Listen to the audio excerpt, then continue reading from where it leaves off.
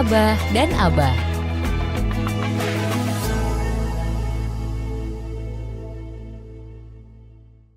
Kembali bersama Abah dan Abah tentunya di Vogue Radio Jogja, Voice of Sanga-Sanga. Baik Abah, tadi ada yang mau lewat, maka kita lihat sebentar. Kita lanjut Abah terkait dengan Haji Mabrur tadi ya. Jadi ada 40 hari ya. Konon ceritanya. Konon ceritanya 40 hari itu dihitung dari mana juga nggak tahu kita ya. Pastinya doanya masih mabrur, doanya masih makbul. Doanya masih makbul, maka kita yang belum berangkat haji tentunya bersilaturahmi dan minta doa. Ini budaya yang ada di kita, di masyarakat kita. Itu monggo gimana Pak itu Pak? Ya, begini. Jadi doa itu kan wilayah orang yang tidak tahu. Artinya kalau semuanya itu ibadah berarti orang itu berusaha mendekat kepada Allah Subhanahu wa taala. Makanya kan inna sholati wa nusuki wa mahyaya wa mamati lillahi rabbil alamin. Salah satu pendekatan itu kan haji, Pak. Kurban kan juga pendekatan.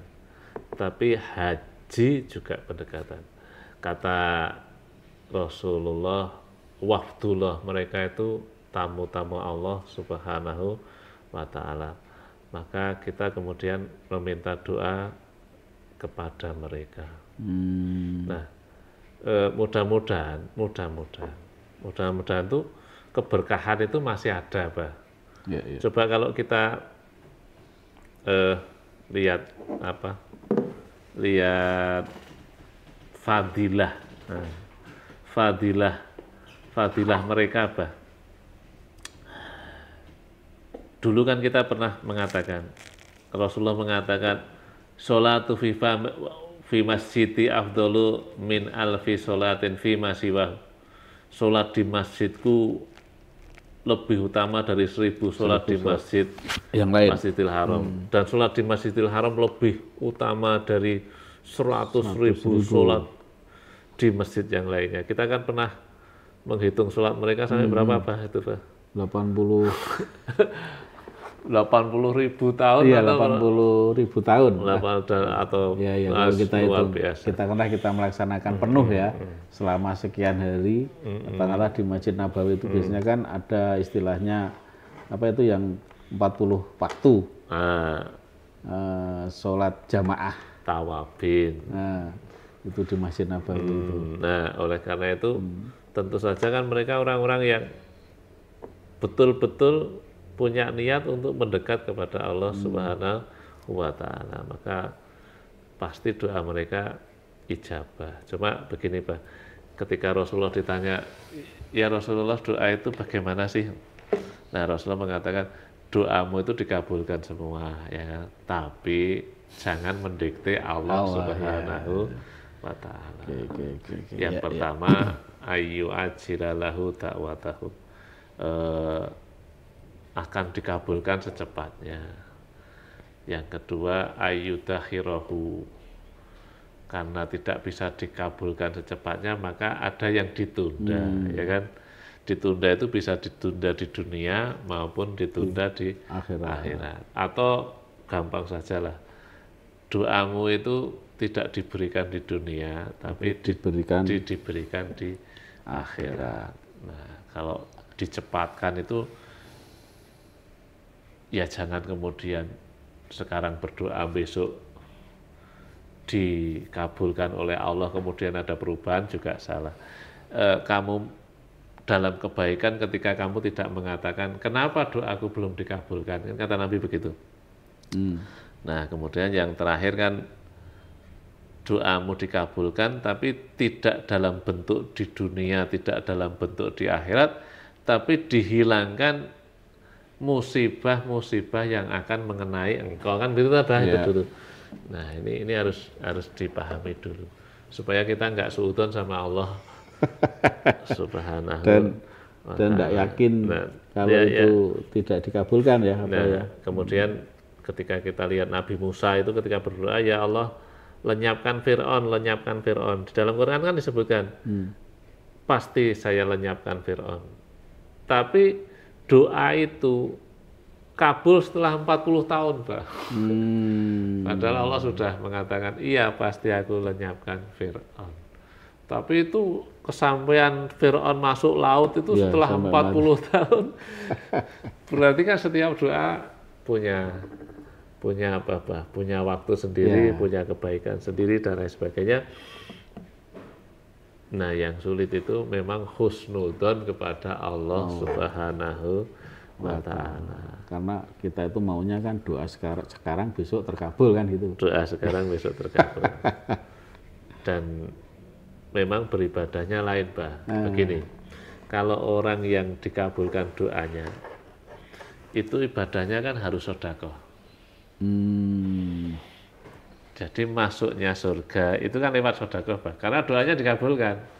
Ya kan? Tapi kalau orang-orang yang doanya belum dikabulkan, sehingga mereka itu menjadi tidak mempunyai apa-apa, amal ibadahnya kan dari kesabaran, Pak. Ya, sabar untuk menunggu ya. Jadi sebetulnya semua orang itu sudah diberikan level sendiri oleh Allah. Kamu tuh mau bersyukur, apa mau bersabar. Intinya kan begitu. Kalau si kaya kan, ya memang harus bersabar untuk menafkahkan hartanya. Kalau si miskin harus bersabar tidak mempunyai harta. Nah ini kan sebetulnya semuanya sudah dipilihkan oleh Allah Subhanahu wa Ta'ala. Ada satu hadis itu yang saya baca itu seneng saya.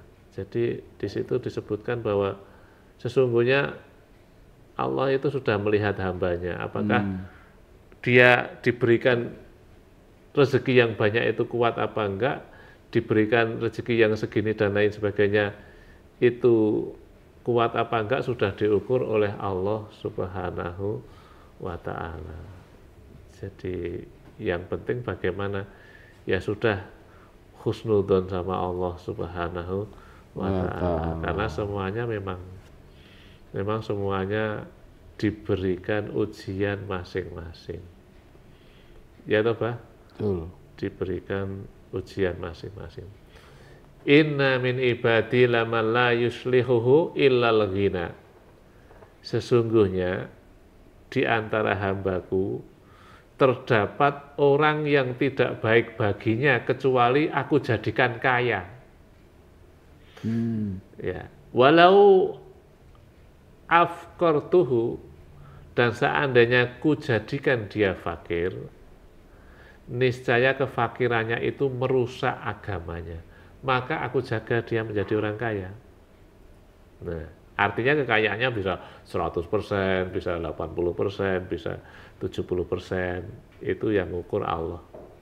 Kemudian wa inna min ibadi laman la yuslihu ilal faqra, tapi ada beberapa hambaku yang tidak baik kecuali aku berikan kekurangan atau fakir. Jadi hamba ini kalau diberikan kefakiran, ya enggak terus 0%, enggak.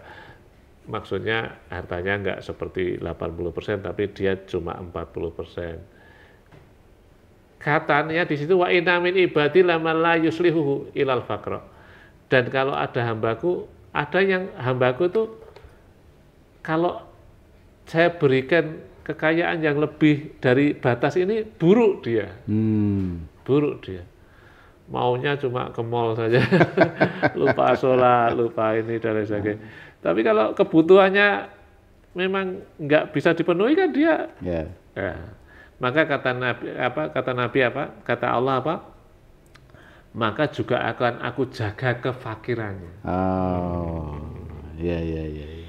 Karena kalau aku berikan lebih darinya, lafsattu alaihi dinahu, maka akan buruk agamanya.